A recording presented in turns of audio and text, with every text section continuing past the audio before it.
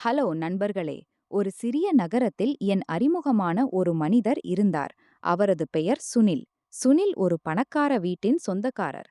ஆனால் அவரது மனம் கிராமத்து போல எளிமையானது. அவரது வயது சுமார் 42.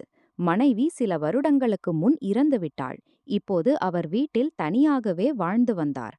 தொழில் நன்றாக நடந்து கொண்டிருந்தது. நகரின் நடுவில் அவருக்கு ஒரு கடை இருந்தது. அங்கிருந்து தினம் மாலையில் வீடு திரும்புவார். ஆனால் வீட்டை பராமரிக்க யாரோ ஒருவர் தேவைப்பட்டார். ஏனென்றால் அவரே வேலையில் மூழ்கியே இருப்பார். ஒரு நாள் அவரது ஒரு நண்பர் ஆலோசனை கூறினார். ஒரு வீட்டு வேலைக்காரியை வைத்துக்கொள். அவள் வீட்டை பராமரிப்பாள். சுனில் சம்மதித்தார். விரைவில் பூனம் என்ற ஒரு பெண் அவரது வீட்டிற்கு வந்தாள். பூனத்தின் வயது சுமார் 25. அவள் கிராமத்திலிருந்து வந்திருந்தாள். ஆனால் நகர வாழ்க்கையோடு கலந்துவிட்டாள். அவளது கண்கள் பெரிய பெரியவை. ஏதோ ரகசியம் மறைத்து வைத்திருப்பது போல். உதடுகள் எப்போதும் லேசான புன்னகையுடன் இருக்கும். அவளது உடல் அப்படிப்பட்டது. பார்ப்பவரை ஒருமுறை நிறுத்திவிடும். அதிக மெல்லியதும் இல்லை, அதிக நிரம்பியதும் இல்லை. கண்களுக்கு அமைதி தராத அழகு.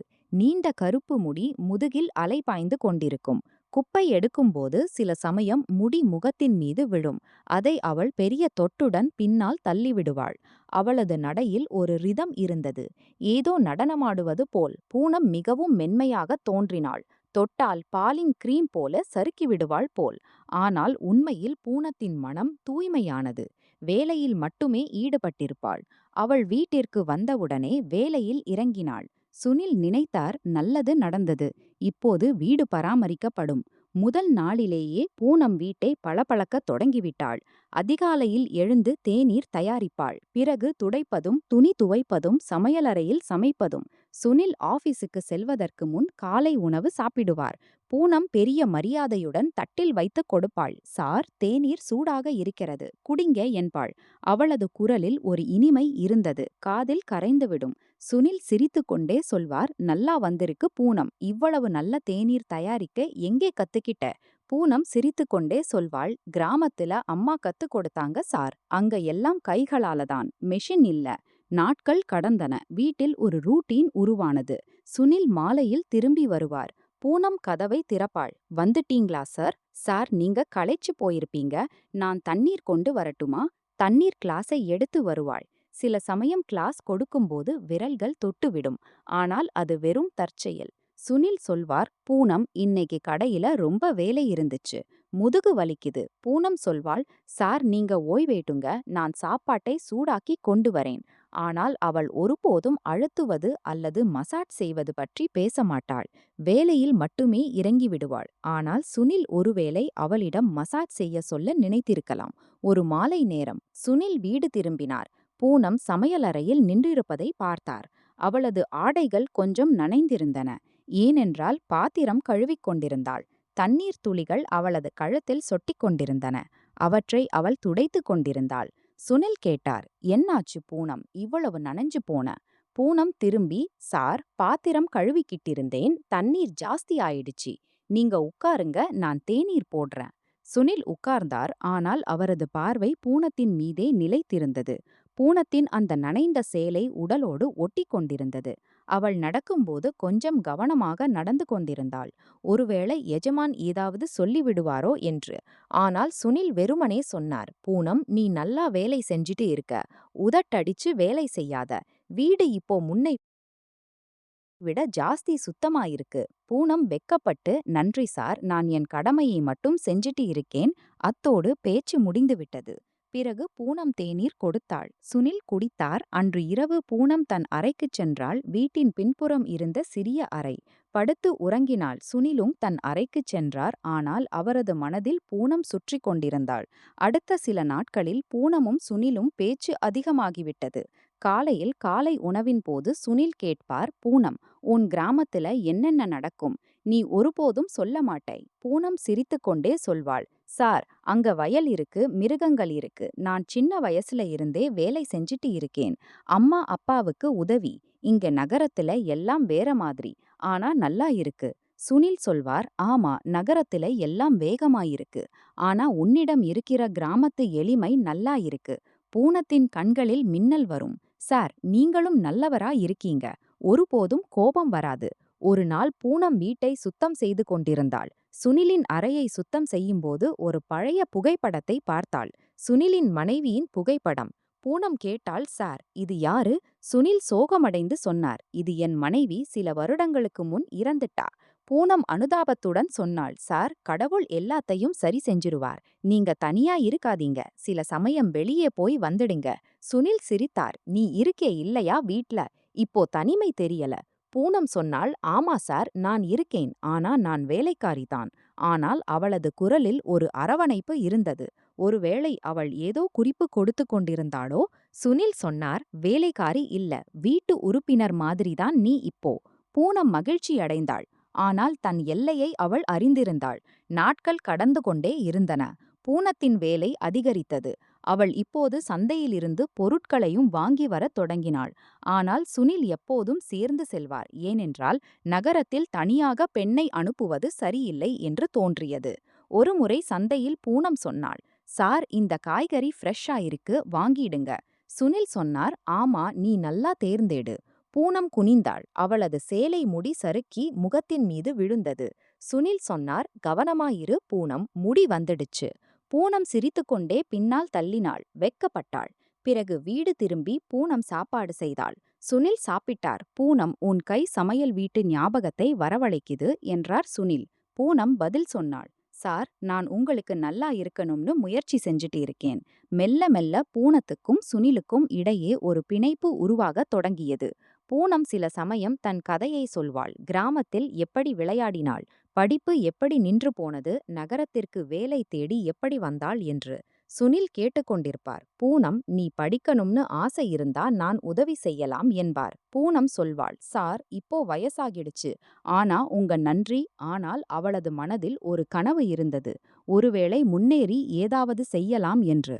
சுனிலும் தன் வாழ்க்கை கதையை சொல்வார். கடையை எப்படி தொடங்கினார், மனைவி இறந்த பிறகு எப்படி தனியானார் என்று.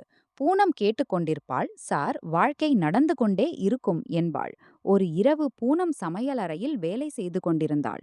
சுனில் டிவி பார்த்து கொண்டிருந்தார். திடீரென பூனத்தின் குரல் வந்தது, சார், இந்த மசாலா முடிஞ்சு போச்சு.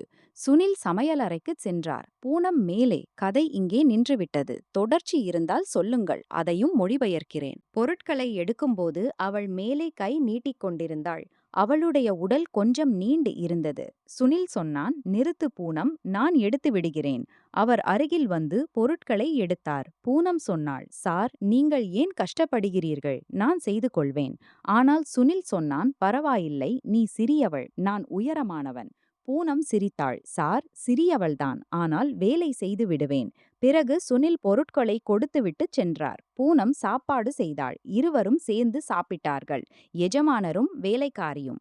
ஆனால் நண்பர்களைப் போல. காலம் கடந்து கொண்டே இருந்தது. பூனம் இப்போது வீட்டின் ஒவ்வொரு பொருளையும் அறிந்து கொள்ளத் தொடங்கினாள். சுனிலின் விருப்பங்கள், வெறுப்புகள், அவருடைய ஆடைகளை எப்படி வைக்க வேண்டும், சாப்பாட்டை எப்படி செய்ய வேண்டும் என்பதெல்லாம். ஒரு நாள் சுனில் சொன்னான், பூனம், நீ இவ்வளவு கஷ்டப்படுகிறாய், எப்போதாவது ஓய்வு எடுத்துக்கொள். பூனம் சொன்னாள், சார், ஓய்வு இரவில் கிடைத்துவிடும், பகலில் வேலையில் மனம் ஈடுபடும். சுனில் யோசித்தான், எவ்வளவு நல்ல பெண் இவள். அவருடைய மனதில் மரியாதை அதிகரித்துக் கொண்டே போனது. சில வாரங்களுக்கு பிறகு பூனம் சுனிலிடம் சொன்னாள், சார், என் ஊரிலிருந்து போன் வந்தது, அம்மா நோய்வாய்ப்பட்டிருக்கிறார்கள், நான் 1-2 நாள் போக வேண்டும். சுனில் கவலைப்பட்டார். அட பூனம், நீ போய்விட்டால் நான் எப்படி இருப்பேன்? பிறகு அவர் சொன்னார், அதாவது வீடு எப்படி நடக்கும்? ஆனால் போ, அம்மாவை பார்த்துக் கொள்வதும் அவசியம். பிறகு அவர் சொன்னார், நான் உன்னுடன் வருகிறேன். பூனம் சொன்னாள், வேண்டாம் சார், உங்களுக்கு கடை இருக்கிறது, நான் சீக்கிரம் திரும்பி வருவேன். பிறகு சுனில் பணம் கொடுத்தார். இதை வைத்துக்கொள் மருந்துக்கு. பூனத்தின் கண்கள் நிறைந்தன. சார், நீங்கள் இவ்வளவு நல்லவராக ஏன் இருக்கிறீர்கள்? சுனில் சொன்னார், நீயும் நல்லவள்தான். பூனம் போய்விட்டாள். அவள் போன பிறகு வீடு வெறிச்சோட் போனது. இப்போது சுனிலுக்கு பூனத்தின் பழக்கம் பிடித்துவிட்டது. 2 நாட்களுக்குப் பிறகு பூனம் திரும்பி வந்தாள். வீடு மீண்டும் பிரகாசித்தது. சார், அம்மா சரியானார்கள் என்று அவள் சொன்னாள். சுனில் மகிழ்ச்சியடைந்தார். நன்றாக ஆயிற்று பூனம். இப்போது நீ ஓய்வு எடு. ஆனால் பூனம் வேலையில் இறங்கினாள். மாலையில் இருவரும் பேசத் தொடங்கினார்கள். பூனம் ஊரின் கதைகளை சொன்னாள். அங்கு மக்கள் ஒருவருக்கொருவர் எப்படி உதவுகிறார்கள், திருவிழாக்களை எப்படி கொண்டாடுகிறார்கள் என்று. சுனில் கேட்டுக்கொண்டே இருந்தார். பூனம் எவ்வளவு அப்பாவியாக இருக்கிறாள் என்று யோசித்தார். மெல்ல மெல்ல மாதங்கள் கடக்கத் தொடங்கின. பூனம் இப்போது சுனிலுக்கு வெறும் வேலைக்காரி அல்ல, வீட்டை பாதுகாப்பவளாக தோன்றினாள். ஒரு நாள் சுனில் சொன்னார், பூனம், உன் வயது ஆகிக் கொண்டிருக்கிறது. திருமணத்தை பற்றி யோசித்திருக்கிறாயா? பூனம் வெட்கப்பட்டாள். சார், இப்போது வேலை செய்து கொண்டிருக்கிறேன். ஊரில் யாராவது கிடைப்பார்கள். சுனில் சொன்னார், ஆமாம், ஆனால் நல்ல பையன் கிடைக்க வேண்டும். பூனம் சிரித்துச் சொன்னாள், சார், உங்களைப் போன்ற நல்லவர்கள் கிடைத்தால். ஆனால் சுனில் வெறுமனே புன்னகைத்தார். நான் முதியவனாகிவிட்டேன். பூனம் பேச்சு மாறிவிட்டது. பூனம் யோசித்தாள், சார் எவ்வளவு நல்ல மனிதர். பூனம் வந்ததற்கு இப்போது கிட்டத்தட்ட 1½ ஆண்டுகள் ஆகிவிட்டன. வீட்டில் இப்போது அவளுடைய சிரிப்பின் சத்தம் சாதாரணமாகி விட்டது.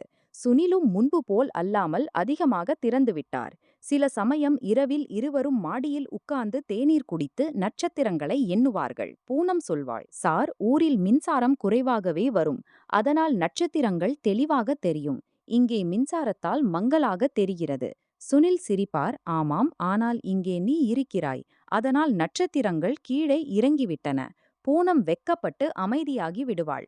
ஆனால் அவளுடைய கண்கள் மின்னும். ஒரு நாள் சுனிலின் கடையில் அவருடைய பழைய நண்பர் ரோனக் வந்தார். ரோனக் பார்ப்பதற்கு சாமர்த்தியமானவர். மாலையில் சுனில் வீடு திரும்பியபோது ரோனக்கும் உடன் இருந்தார். பூனம் கதவை திறந்தாள். ரோனக்கின் பார்வை பூனத்தின் மீது நின்றது. அவர் சுனிலிடம் மெல்ல சொன்னார், யாரே, இது அற்புதம்.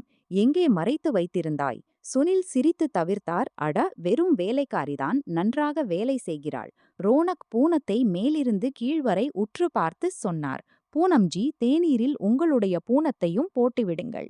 பூனம் எளிமையாக சொன்னாள், ஜி, சர்க்கரை ஒரு ஸ்பூன் குறைவாக போடுகிறேன். ரோனக் சிரித்தார். ஆனால் சுனிலுக்கு நன்றாக இல்லை. அவர் ரோனக்கை சாப்பிட வைத்துவிட்டு விரைவில் அனுப்பிவிட்டார். இரவில் பூனம் கேட்டாள், சார், உங்கள் நண்பருக்கு ஏதாவது கெட்டதாக தோன்றியதா? சுனில் சொன்னார், இல்லை பூனம், அவர் அப்படிப்பட்டவர்தான். நீ உன்னை கவனமாக பார்த்துக்கொள். அன்றைக்கு முதல் முறையாக சுனிலுக்கு தோன்றியது, பூனத்தை வெளியிலுள்ள கெட்ட பார்வைகளிலிருந்து காப்பது தன் கடமை என்று. பிறகு ஒரு நாள் ஏதோ நடந்தது. கதை உண்மையிலேயே புதிய நிறம் பெற்றது. சுனிலின் உடல்நிலை திடீரென கெட்டுப்போனது. கடுமையான காய்ச்சல். உடல் உடைந்து கொண்டிருந்தது. மருத்துவர் சொன்னார், 2-3 நாள் படுக்கை ஓய்வு. எந்த வேலையும் வேண்டாம். பூனம் பகலிரவு சேவை செய்தாள். மருந்து கொடுத்தாள். தலையில் தண்ணீர் துணி வைத்தாள். கஷாயம் செய்தாள். இரவிலும் 2-3 முறை எழுந்து பார்த்தாள். சாருக்கு ஏதாவது வேண்டுமா என்று. 3ஆம் நாள் காய்ச்சல் இறங்கியது. சுனில் பூனத்தின் கையை பிடித்துச் சொன்னார், பூனம், நீ இல்லாவிட்டால் நான் ஒருவேளை நீ எனக்கு கடவுள் கொடுத்த பரிசு. பூனத்தின் கண்கள் நிறைந்தன. இருவருக்கும் இடையே ஏதோ ஒன்று இணைந்தது. வார்த்தைகளுக்கு அப்பாற்பட்டது. குணமான பிறகு சுனில் முடிவு செய்தார், இனி பூனத்தை வெறும் வேலைக்காரியாக வைக்க மாட்டேன். அவர் பூனத்திடம் சொன்னார், பூனம், நான் யோசித்திருக்கிறேன். நீ இப்போது என்னுடன் கடைக்கு வா. கணக்கு எழுத கற்றுக்கொள். கொஞ்சம் பணம் சேர்த்து உனக்காக ஏதாவது செய். நீ இவ்வளவு புத்திசாலி. இப்படி வீட்டில் வேலை செய்து கொண்டிருப்பது சரியல்ல. பூனம் திடுக்கிட்டாள். சார், நான் அறிவில்லாதவளை போன்றவள். சுனில் சொன்னார், அட, நான் கற்றுக் கொடுக்கிறேன். மாலையில் ஒரு மேடம் வருகிறார். உனக்கு படிக்க எழுத கற்றுக் கொடுப்பார். செலவு என்னுடையது. பூனத்தின் கால்களுக்கு கீழே நிலம் சரிந்தது. அவள் அழுதுவிட்டாள். சுனிலின் கால்களை தொட்டாள். சார், யாராவது எனக்காக இவ்வளவு செய்வார்கள் என்று நான் எப்போதும் நினைத்ததே இல்லை. அடுத்த மாதம் முதலே பூனம் கடைக்கு போகத் தொடங்கினாள். முதலில் வெறும் பார்த்து கொண்டிருந்தாள். பிறகு கணக்கு எழுதத் தொடங்கினாள். அவளுடைய எழுத்து தெளிவாக இருந்தது. மூளை கூர்மையானது. வாடிக்கையாளர்களும் பூனத்துடன் பேசி மகிழ்ந்தார்கள். சுனிலுக்கு தோன்றும், தன் மகள் கடையை பார்த்து கொண்டிருப்பது போல. மாலையில் வகுப்பு இருக்கும். பூனம் 6ஆம் வகுப்பு வரை உள்ள புத்தகங்களை படிக்கத் தொடங்கினாள். இரவில் சுனில் கேட்பார், இன்று என்ன கற்றுக்கொண்டாய்? பூனம் வெக்கப்பட்டு காட்டுவாள். சுனில் பெருமையால் நிறைந்து விடுவார். மெல்ல மெல்ல பூனம் மாறத் தொடங்கினாள். ஆடைகள் அதே எளிமையானவைதான். ஆனால் தன்னம்பிக்கை அதிகரித்தது. இப்போது அவள் சுனிலுடன் திறந்து பேசுவாள். ஒரு நாள் அவள் சொன்னாள், சார், நான் யோசித்திருக்கிறேன். நான் நன்றாக படித்து கணக்கு சரியாக புரிந்து கொண்ட பிறகு எனக்காக சிறிய அழகு நிலையம் திறப்பேன். ஊர் பெண்களுக்கு கற்றுக் கொடுப்பேன். சுனில் பூனத்தை முதன்முறையாக அணைத்து கொண்டு சொன்னார், பூனம், இன்று நீ எனக்கு மிகுந்த மகிழ்ச்சி அளித்திருக்கிறாய். பிறகு நகரத்தில் பேச்சுக்கள் வரத் தொடங்கின.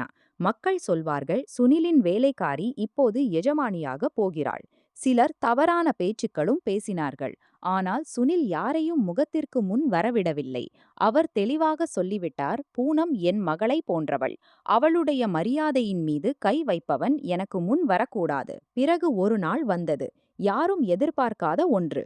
பூனத்தின் அம்மா ஊரிலிருந்து வந்தார்கள். அவர்கள் சுனிலின் கால்களை தொட்டு அழுது அழுது சொன்னார்கள், நான் என் மகளை உங்களிடம் வேலைக்கு அனுப்பியிருந்தேன். நீங்கள் அவளை மகளாக ஆக்கிக் கொண்டீர்கள். நான் உங்களுக்கு என்ன கொடுப்பேன்? சுனில் சொன்னார், அம்மா, பூனத்திற்கு உங்கள் ஆசீர்வாதம் கொடுங்கள்.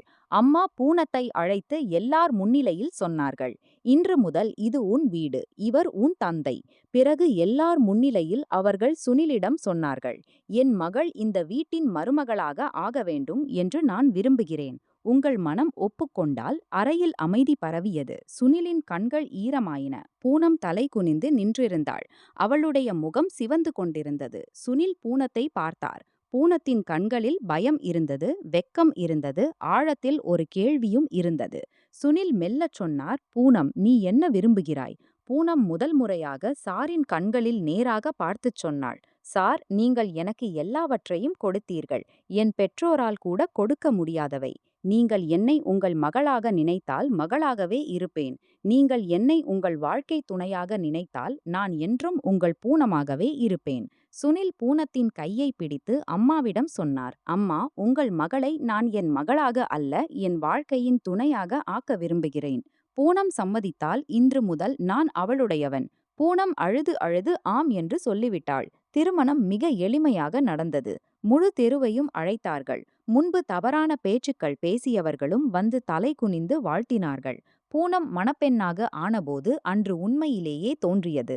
நட்சத்திரங்கள் உண்மையில் பூமிக்கு இறங்கிவிட்டன. திருமணத்திற்கு பிறகு பூனம் தன் அழகு நிலையத்தை திறந்தாள். பெயர் வைத்தாள், பூனம் ஸ்மைல். சுனில் கடையை பார்த்து கொண்டார். பூனம் நிலையத்தை. மாலையில் இருவரும் சேர்ந்து உட்கார்ந்து தேநீர் குடித்து சிரிப்பார்கள். இப்போது பூனம் சுனிலை சார் என்று அழைக்காமல் ஜி என்று அழைப்பாள். சுனில் சொல்வார், பூனம், நீ எனக்கு இரண்டாவது வாழ்க்கை கொடுத்தாய். இந்த உபகாரத்தை நான் ஒருபோதும் மறக்க மாட்டேன். நண்பர்களே, இந்த கதை உங்களுக்கு பிடித்திருந்தால் வீடியோவை லைக் செய்து எங்கள் பிரியங்கா யாதவ் சேனலை சப்ஸ்கிரைப் செய்யுங்கள். அடுத்த கதையுடன் சந்திப்போம். நன்றி.